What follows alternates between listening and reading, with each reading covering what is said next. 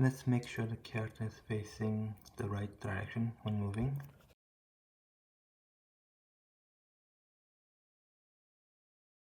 We need to reference the sprite component to do that.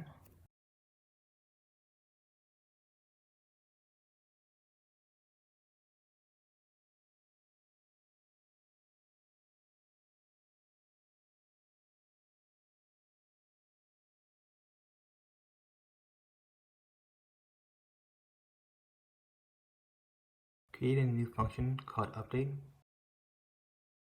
and within it add a if statement to flip the sprite horizontally based on the rigid body horizontal velocity.